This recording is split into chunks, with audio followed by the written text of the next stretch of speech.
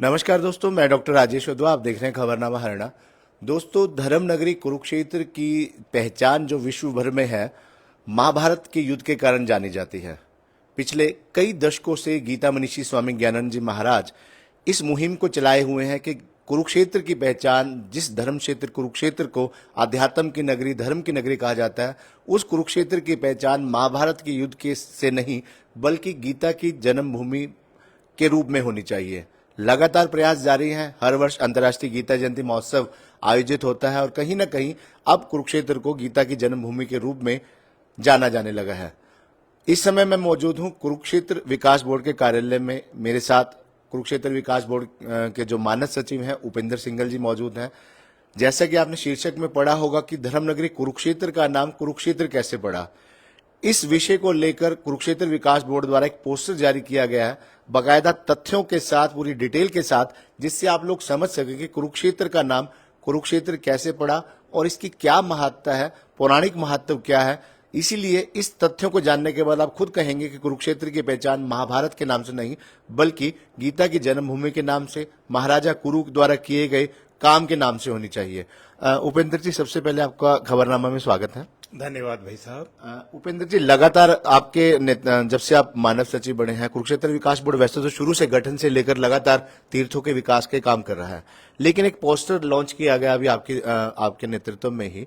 अगर इस पोस्टर में मैं अभी देख रहा था इसको, उस दिन में मेरे मन में बड़ी जिज्ञासा थी इस पोस्टर को लेके, लेकिन मुझे लगता है कि आप सारी जिज्ञासा को शांत कर देंगे और ये जिज्ञासा जो है पूरे जितने भी देश दुनिया में लोग बैठे हैं, क्योंकि कई तरह की भ्रांतियां हैं कुरुक्षेत्र को लेके। कुछ लोग कहते हैं कि भूमि जो है निर्दयी भूमि है, इसीलिए भगवान श्री कृष्ण ने इसका चयन किया था महाभारत के युद्ध के लिए। तरह तरह की भ्रांतियां हैं कुरुक्षेत्र को लेके, लेकिन ये पोस्टर जो है उन भ्रांतियों को दूर करता है।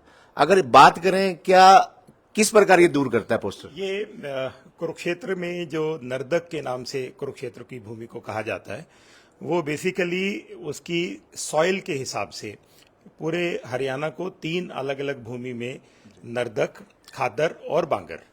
तो नर्दक एक भूमि की किस्म मात्र है, इसके अलावा उसका कोई अलग से इसका कोई ऐतिहासिक महत्व नहीं है। कुरुक्षेत्र का जो नामकरण है उसको अगर आप देखेंगे तो इसमें पोस्टर में जैसा देख भी रहा है कि प्रजापति ब्रह्मा की प्राकट्य स्थली के तौर पे पहले कुरुक्षेत्र जाना जाता था, फिर समंत पंचक, क्योंकि चारों तरफ से ये 5 योजन की ये भूमि है, तो समंत पंचक वन के तौर पे। और सरस्वती और दृशद्वती की इस भूमि को जो असली पहचान है वो राजा कुरु से मिली। आपने बहुत जगह पर देखा होगा कि राजा कुरु 2 बैल राजा कुरु हल चलाते हैं और भगवान विष्णु इनका परीक्षा ले रहे हैं। ये एक तो पौंड्रिक भैंसा जो यमराज की सवारी है और एक भगवान शिव की सवारी नंदी बैल। यानी दोनों, अभी तक इन दोनों को लेकर भी, पशुओं को लेकर भी भ्रांतियां थी कि दोनों बैल हैं और राजा कुरु हल चला रहे, इन दोनों बैलों के माध्यम से जमीन को जोत रहे हैं। वामन पुराण में बहुत विस्तृत वर्णन मिलता है कि एक पौंड्रिक भैंसा है और एक नंदी बैल है और ये नंदी बैल है।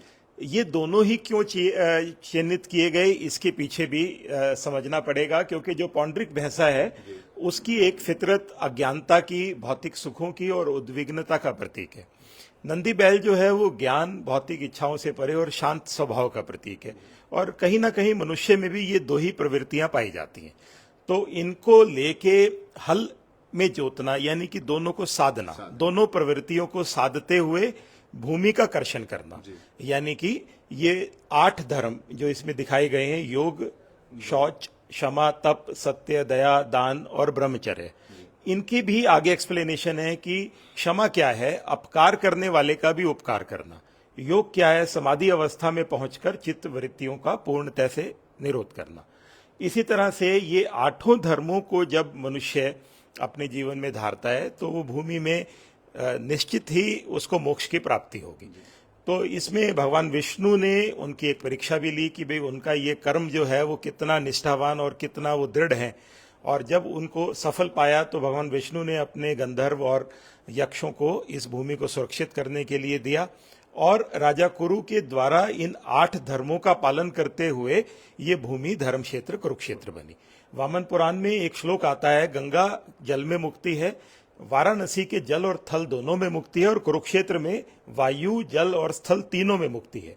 और इसी वजह से उपवास, स्नान, दान, जप, हवन, यज्ञ इत्यादि किए हुए जो कर्म हैं धर्म क्षेत्र कुरुक्षेत्र में, वो अक्षय और महान फलदायी भी होते हैं।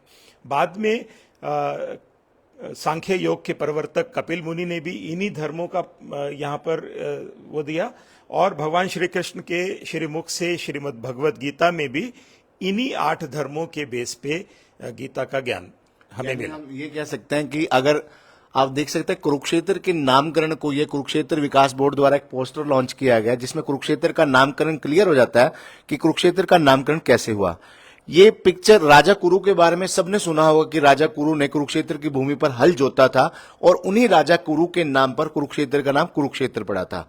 लेकिन अगर आप इसकी बात की गहराई में जाएं, तथ्यों के साथ जो कुरुक्षेत्र विकास बोर्ड द्वारा ये पोस्टर लॉन्च किया गया, यहां देख सकते हैं जो 2 पशु जिन्हें राजा कुरु खेत में जोत रहे हैं, और वो आज जैसे उपेंद्र जी ने बताया और बाकायदा पोस्टर पर मेंशन है कि पहला पशु जो है वो पौंड्रिक भैंसा है, जिसका अर्थ है अज्ञानता, भौतिक सुखों और उद्विग्नता का प्रतीक है। ये जिस प्रकार हम कहते हैं धूप है, छांव है, अच्छाई है, बुराई है, उसी प्रकार पौंड्रिक भैंसा अज्ञानता, भौतिक सुखों और उद्विग्नता का प्रतीक है। वहीं दूसरी ओर जो दूसरा पशु है, भगवान शिव का जो वाहन जिसे नंदी भी कहा जाता है, नंदी बैल का प्रतीक है, जो कि ज्ञान, भौतिक इच्छाओं से परे और शांत स्वभाव के प्रतीक हैं।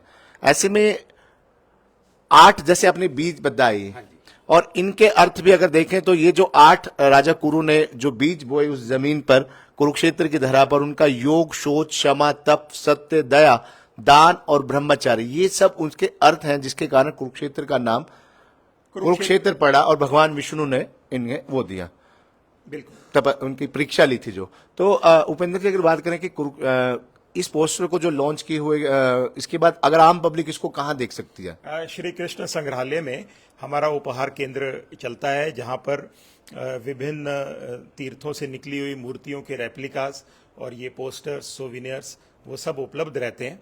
तो वहां से जाकर कोई भी व्यक्ति उसको ले जो पाएगा। लोग कुरुक्षेत्र में नहीं आए, कुरुक्षेत्र में किसी कारणवश से उनका चक्कर नहीं लगता, देश दुनिया में कहीं भी बैठे हैं और उनके मन में जो भ्रांतियां हैं, जैसे शुरू में हमने बात की कुरुक्षेत्र के नाम को लेकर या महाभारत युद्ध भूमि के चयन को लेकर, क्या ये पोस्टर गूगल जैसे हम गूगल में ढूंढते हैं आजकल हर चीज मिल जाती है, क्या ये गूगल पर अवेलेबल नहीं हो सकता? आने वाले समय में जो हमारी वेबसाइट है उस पर ये उपलब्ध होगा, क्योंकि उससे पहले एक बार आपने जानकारी अपने दर्शकों को दी थी कि मैप माई इंडिया के साथ हमने एक महाभारत कालीन भारतवर्ष का एक पोस्टर बनाया था, कैलेंडर बनाया था।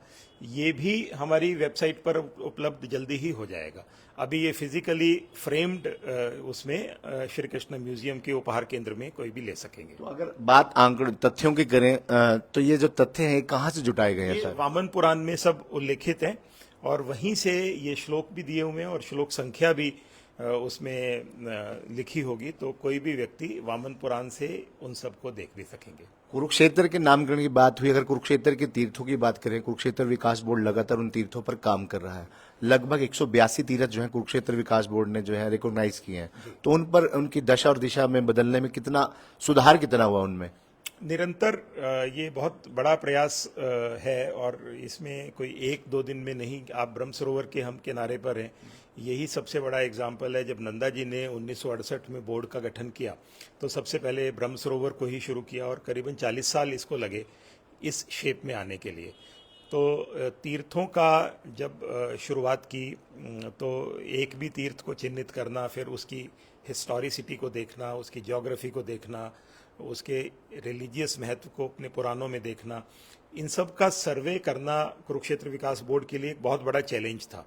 और 134 तीर्थ 2014 से पहले चिन्हित हो चुके थे और 2014 से आज तक 2025 तक इसमें 20 एक बार और 18 एक बार 38 और जुड़े, तो टोटल 182 तीर्थ आज की तारीख में हैं। और तकरीबन हमें लगता है कि 18 से 20 तीर्थ हम इसी साल में इसमें और ऐड कर पाएंगे, क्योंकि 370 तीर्थों का समावेश इस भूमि में है, जो प्राचीन काल में सतयुग, त्रेता, द्वापर, कलयुग के समय के हैं। ऐसे केवल अभी तक हम 182 कर पाए हैं और अभी 360-70 तक जा सकते हैं। उपेंद्र जी, जैसे बाकी पूरे देश भर में हमारा देश विभिन्नताओं का देश है, लोग घूमने के लिए जाते हैं छुट्टियों में, कभी कहीं धार्मिक स्थानों पर, पर्यटन स्थलों पर। सभी की अपनी अपनी महत्ता है, चाहे देवी तीर्थ हो, चाहे भगवान, किसी भी भगवान के तीर्थ हो। कुरुक्षेत्र में जब पर्यटक घूमने के लिए आते हैं, श्रद्धालु आते हैं, तो ब्रह्म सरोवर, देवी कूप, भद्रकाली मंदिर, ज्योतिसर तीर्थ, 3-4 ऐसे प्रमुख स्थान है जिनको देखने के लिए स्पेशल आते हैं। लेकिन इन 182 तीर्थों में कुछ तीर्थ ऐसे भी है जिनका पौराणिक महत्व हो, लोगों को पता ना हो, अल्पज्ञात हो लोग। आपको लगता है कि उन लोगों को, जो लोग कुरुक्षेत्र आते हैं, उन्हें वहां भी जाना चाहिए क्योंकि उनका पौराणिक महत्व बहुत है। तो ऐसे कुछ एक तीर्थ जो आपको लगता हो कि ये बहुत, इनकी महत्ता बहुत ज्यादा है। हाँ, इन तीर्थों को हमने अलग अलग सेगमेंट्स में, जैसे इसमें बहुत सारे तीर्थ शैव तीर्थ हैं, बहुत सारे तीर्थ भगवान विष्णु से रिलेटेड हैं, बहुत सारे तीर्थ ब्रह्मा जी से रिलेटेड हैं, बहुत सारे तीर्थ देवियों से रिलेटेड हैं, कुछ तीर्थ पिंड मोक्ष के, पिंड दान के, पितृ मोक्ष के तीर्थ हैं, कुछ महाभारत के साक्षी तीर्थ हैं। ऐसे तीर्थों को अलग अलग सूचीबद्ध भी किया है। इनकी परिक्रमाओं का भी एक प्रकल्प जल्दी ही बना रहे हैं कि जैसे एक व्यक्ति महाभारत के ही सभी तीर्थों की परिक्रमा करना चाहे, या शैव तीर्थों की परिक्रमा करना चाहे, या आर्कियोलॉजिकल साइट्स की परिक्रमा करना चाहे, क्योंकि बहुत सारे जगहों पर पुरानी ईंटों के घाट, पुरानी ईंटों के मंदिर, और बहुत खूबसूरत, क्योंकि कुछ तीर्थ तो ऐसे हैं जो कि गुज्जर प्रतिहार के समय के शिखर जहाँ पे मौजूद हैं। तो ऐसे सभी तीर्थों का अलग अलग लिस्ट, और हर व्यक्ति अपनी पसंद के अनुसार, जैसे सावन के महीने में भगवान शिव के तीर्थों पे परिक्रमा करना चाहे, नवरात्रों में देवी की परिक्रमा करना चाहे, मार्गशीर्ष में महाभारत से रिलेटेड तीर्थों की करना चाहें, माघ के महीने के अंदर सूर्य तीर्थों की परिक्रमा करना चाहें, और पितृ पक्ष में पितृ मोक्ष के तीर्थों की परिक्रमा करना चाहें, पूजा करना चाहें, तो अपने अपनी इच्छा के अनुसार लोग वो परिक्रमाएं कर सकें, उसके लिए सॉफ्टवेयर हम लोग तैयार कर रहे हैं। और मिक्स तीर्थ भी, कोई व्यक्ति 2 दिन की परिक्रमा करना चाहता है, कोई 1 दिन में ही कुछ तीर्थ को देखना चाहता है, क्योंकि कुरुक्षेत्र की भूमि की एक जो स्पेशलिटी है वो यही है कि हर तरह के और हर युग के तीर्थ कुरुक्षेत्र में उपलब्ध हैं। कोई तीर्थ ऐसे जो आपको लगता हो कि ये इसके बारे में जानकारी जरूर होनी चाहिए? जैसे हम कहते हैं कि कुरुक्षेत्र में कुबेर तीर्थ है, उसकी कोई महत्व, हाँ, कुबेर तीर्थ एक बहुत महत्वपूर्ण तीर्थ है। कुबेर तीर्थ में 4 विशेष बातें। 2 अपने समय के प्रमुख संतों के, एक वल्लभाचार्य जी और एक चैतन्य महाप्रभु जी, इन दोनों ने यहाँ पे भागवत की। वल्लभाचार्य जी ने तो अपने जीवन काल में टोटल 72 या 75 भागवत की कथा की। हरियाणा के एकमात्र स्थान ये कुबेर तीर्थ है जहाँ पर उनकी भागवत हुई है, और नाथ द्वारा उन्हीं का चलाया हुआ पंथ है। वहाँ पर जो आज की तारीख में भी जो समिति है वो साल में 1 बार कम से कम कुबेर तीर्थ के दर्शन करने जरूर आते हैं। इसी तरह से कुबेर को यक्षों का स्वामित्व और कुबेर की नगरी, जो सोने की लंका जिसे कहते हैं, और पुष्पक विमान की प्राप्ति यहीं पर हुई थी, ऐसा भी वामन पुराण में उल्लेख मिलता है। ऐसे कोई और तीर्थ, जैसे आपने कुबेर तीर्थ के बारे में बताया? सबसे बड़ा जो तीर्थ, जो केंद्र बिंदु है कुरुक्षेत्र का, वो हमारा सनेत सरोवर है। सनेत सरोवर किसी समय में 8 कोस की परिधि में फैला हुआ था, जिसकी एक परिक्रमा 8 कोस की परिक्रमा के नाम से अभी भी लोग चैत्र 14 को, कृष्ण पक्ष की, यानी कि साल के आखिरी दिन इस यात्रा को करते हैं। ये सबसे पुराना तीर्थ, और इस दिन ही सूर्य ग्रहण पर स्नान करने का बहुत बड़ा महत्व है, और सभी तीर्थ हर अमावस्या को यहाँ पर इकट्ठे होते हैं। पिंडदान का बहुत बड़ा महत्व है, और भगवान कृष्ण भी द्वारकाधीश जब हो गए थे तो वो वापस वृंदावन कभी भी नहीं गए। यहीं पर उन्होंने गोपियों के साथ मिले, जो आखिरी मिलन कहते हैं, जो आखिरी में यहाँ पर मिले, क्षेत्र में हुआ। और यहीं से जगन्नाथ रथ यात्रा का प्रादुर्भाव भी कुरुक्षेत्र में ही हुआ।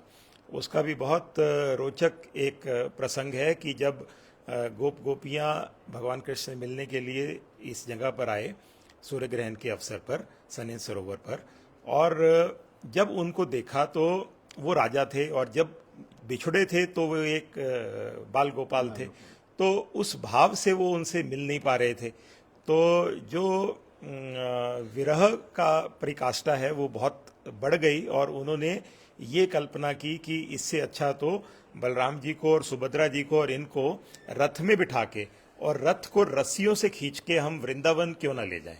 और इसी भाव को फिर जगन्नाथ जी में प्रतिवर्ष मनाया जाता है, जहां एक तीर्थ को कुरुक्षेत्र धाम बना देते हैं और एक तीर्थ को वृंदावन। तो कुरुक्षेत्र से वृंदावन रस्सियों से पकड़कर रथ को ले जाते हैं। कुरुक्षेत्र की जो रथ यात्रा है आज भी इसी मंदिर से, जो गौड़िया मठ का मंदिर है, ये उसी स्थान पर बना हुआ है जहां ये घटित हुआ, जहां ये घटित हुआ। और आज भी जगन्नाथ जी की जो यात्रा कुरुक्षेत्र की यात्रा है वो इसी धाम से, इसी स्थान से निकाली जाती है। ये मैंने एक बुक देखी 48 कोस तीर्थ की।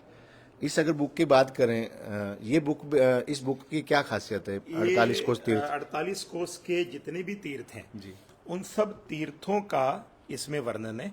और वर्णन 3 तरह से इसमें है। पहले तो तीर्थ के नाम से एक लाइन के अंदर कि ये तीर्थ किन से संबंधित है, ठीक है। फिर उसका एक संक्षिप्त वर्णन है, और कोई व्यक्ति इसको दूसरी लैंग्वेज में या इससे भी ज्यादा विस्तार में पढ़ना चाहें तो QR कोड हर तीर्थ का दिया हुआ है, इसको स्कैन करेंगे तो हिंदी और इंग्लिश दोनों में इसका विस्तृत जानकारी आ जाती है और वहां तक जाने का मार्ग भी आ जाता है। लगभग कितने तीर्थों का वर्णन है? ये पूरा 182 तीर्थ जितने हमारे कुरुक्षेत्र विकास बोर्ड ने चिन्हित किए हैं, उन सभी तीर्थों का वर्णन है। कुरुक्षेत्र की आइडेंटिटीज का वर्णन है, कुरुक्षेत्र के मेलों और पर्वों का वर्णन है, और कुरुक्षेत्र विश्व में जहां जहां पर जिस जिस वजह से जाना जाता है उन सब बातों का इसके अंदर पूरा विस्तृत वर्णन। तो ये बुक कहाँ अवेलेबल हो सकती है? ये भी हमारे उपहार केंद्र जो श्री कृष्ण म्यूजियम में है वहां पर उपलब्ध है। उसके अलावा और आने वाले समय में ये हमारी वेबसाइट पर भी उपलब्ध होगी। जैसे आजकल ऑनलाइन जमाना है, बुक्स का भी फ्लिपकार्ट, अमेजोन पर जो है बुक्स भी अवेलेबल रहती है। हाँ, ये ऑनलाइन अवेलेबल रहेगी। जब हमारी वेबसाइट पे कोई भी लॉगिन करेंगे तो इसका मूल्य वो चुकाकर और इसको बाय पोस्ट वो मंगा पाएंगे। तो हम उपेंद्र जी मान सकते हैं कि आने वाले समय में जल्द ही ये बुक और ये पोस्टर जो है गूगल पर भी हमें नजर आएगा, ताकि ऑनलाइन जल्दी ही, क्योंकि सबसे पहला तो हमारा उपहार केंद्र का एक प्रकल्प शुरू करना था, वो सक्सेसफुली पिछले 6-8 महीने से चल रहा है, और जल्दी ही हमारे ही कंट्रोल के 3-4 और उपहार केंद्र हमने बनाने हैं, और इसको ऑनलाइन माध्यम से भी श्रद्धालुओं के लिए उपलब्ध कराएंगे। धन्यवाद। धन्यवाद भाई साहब। तो ये थे उपेंद्र सिंघल जी, KDB के मानद सचिव हैं। जैसे आप देख सकते हैं, ये बुक है 48 कोस तीर्थ परिवर्णिका की। इसमें लगभग 182 तीर्थ हैं जो कुरुक्षेत्र की धर्म में पर विराजमान है, जिनके बारे में बहुत से लोग जानते भी नहीं होंगे। इस बुक को आप कुरुक्षेत्र विकास बोर्ड द्वारा जो ये जारी की गई है, कुरुक्षेत्र म्यूजियम में उपहार केंद्र है जहां आपको ये बुक मिल सकती है, और जल्दी गूगल पर, वेबसाइट पर ये अवेलेबल होगी बुक। और हर तीर्थ की एक फोटोग्राफ है, बाकायदा एक स्कैनर है, और उसके साथ उसकी डिटेल भी है। आप इसको स्कैन करके पूरी इन तीर्थों के बारे में विस्तार से जानकारी भी ले सकते हैं, और विस्तार से उस मार्ग को चुनकर वहां पर जा भी सकते हैं। इसी प्रकार ये जो पोस्टर जहां से बात शुरू हुई कुरुक्षेत्र के नामकरण को लेकर, ये पोस्टर भी जल्दी ही गूगल पर अवेलेबल होगा, और उन तमाम भ्रांतियों को जो है खत्म करने का काम करेगा, जो भ्रांतियां आज भी कहीं न कहीं जीवित हैं कि कुरुक्षेत्र की भूमि निर्दयी भूमि मानी जाती है, इसीलिए शायद भगवान श्री कृष्ण ने महाभारत के युद्ध के लिए इस भूमि का चयन किया था, जबकि ऐसा बिल्कुल नहीं है। और ये पोस्टर उन तमाम भ्रांतियों को जो है दूर करता है। जल्द ही ये पोस्टर और ये बुक आपको ऑनलाइन भी अवेलेबल होगी। फिलहाल ये कुरुक्षेत्र विकास बोर्ड द्वारा जो है पैनोरमा और कृष्णा म्यूजियम में अवेलेबल कराई गई है। धन्यवाद।